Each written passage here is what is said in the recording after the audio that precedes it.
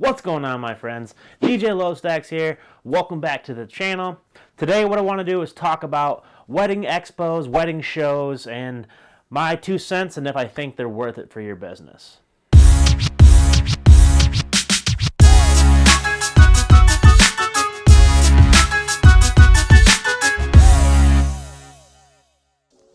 I know I touched on it briefly in my video, DJ booth video, the last one that I just posted. I'll leave a link to it up here.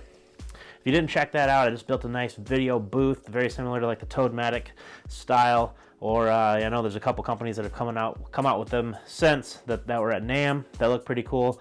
But if you haven't seen mine, check it out. Link up here. Anyway, what I really wanted to do is just talk about wedding shows, wedding expos, and if I think they're worth it. You know, I've never really done them in the past. This year is the first year that I've done any at all, and so far, so good. The first one that I did was a free event at a venue.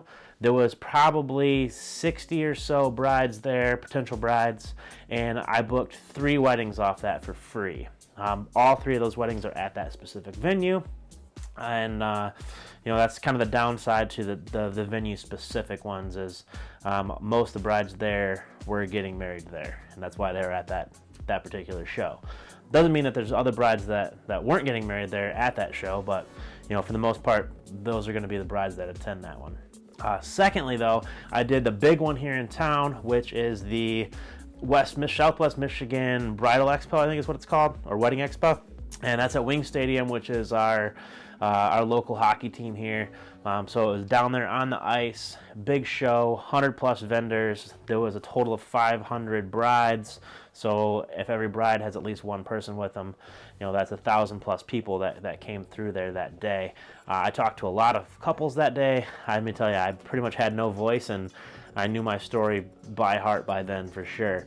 But I just wanted to touch on some of the positives from the expo and some of the negatives, and explain, I guess, kind of debunk some of the disbeliefs, I guess, with those shows. So let's start out real quick with the positives. So some of the positives here are I got 500 email addresses sent to me about a week after the show. And I was prepared. I already had some stuff set up in MailChimp to send out right away as soon as I got those email addresses.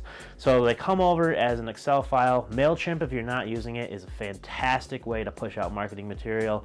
I was easily able to import all the names, addresses, and all the things involved with those 500 contacts into my MailChimp account, and easily just press send and send out my welcome emails, I call it, to all 500 of these email addresses.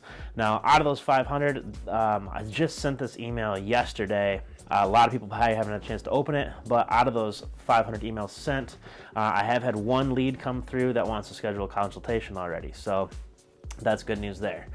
Second positive thing is I actually booked 1 bride at the show, so that was pretty cool. It was a warm lead. It was someone that I had already talked to via email. They were going to come to the show and check us out. They did, and they ended up booking us right there on the spot. So that was, you know, second positive. Third is going to be just off the show alone. I've had 6 consultation calls. So that's people that either filled out my inquiry form right there on the spot, or they did it after the show. This all happened before I sent out those 500 emails. Out of those 6 consultations, 2 of them were face-to-face. One of them booked me right away, and the second one is actually today, this evening at 7 p.m. So hopefully I'm able to lock this one down as well. So from this show total so far, and it's not even done yet, I've got 4 bookings. I've booked 4 weddings off of this specific wedding expo, and the cost to attend was $425. So I'd say I got my money's worth out of this one. That's roughly $100 per booking that this show cost me so far, and it's only going to get better. I definitely have a feeling now that I've sent out this mass email to 500 potential brides, I should be able to book a couple more out of that set. So, I mean, if I get 6 to 8 bookings off a $400 wedding show, I think we're doing pretty good. So now I just want to touch on a couple of the negatives of going to a show, especially the bigger shows. There's not a whole lot of negatives, but I would say the number one negative to the really large shows like this one was there's a lot of budget brides. So if you're a budget DJ, that's great for you. But for me, I'm pretty sure I was one of the most expensive, if not the most expensive entertainment service there. I did have the best looking booth though. Hands down, I was told that by several prospects that came up and talked to us. They definitely mentioned that we did have the best looking booth. So that made me feel pretty good.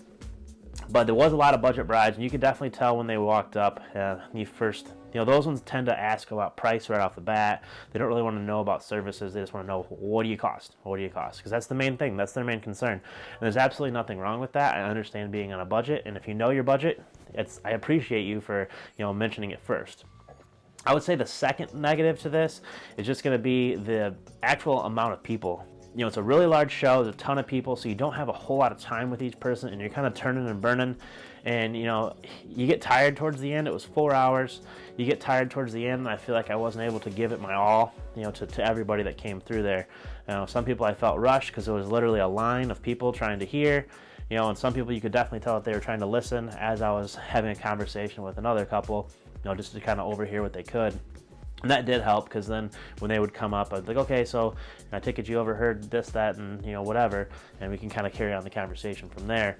Then you get the people that really want to talk and ask questions, and I didn't have time to do it, but at the same time, I wanted to give them as much time as possible, because the more information I can give them right there on the spot, the better chance they have at booking. So, that made it tough as well too. I was trying to iterate to people, hey, fill out our inquiry form, let's book a better time so it's not so busy, and try to be nice about it, but basically just say, hey, I need to talk to these guys over here, can we kind of speed this along? Overall, definitely think it's well worth it. If you've never done a wedding show, do one, but I stress this, take the time, make sure your setup looks sexy. You want to have the best expo setup at that show, or one of the best.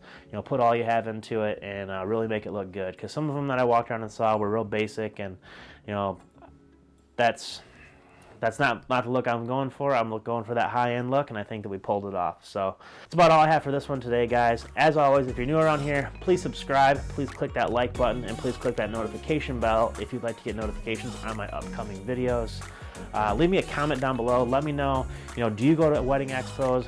What do you think your return on investment is like? I'm here in Southwest Michigan, so it could be a little different here, but if you go to shows and you like it, let me know. Definitely, this is my first year doing it. I've only did the 2 this year, but I definitely plan on doing more next year. I'm going to pre-plan it, make sure I'm at all those things, because I think it's definitely beneficial to my business. I'll catch up to you guys in the next one. Peace.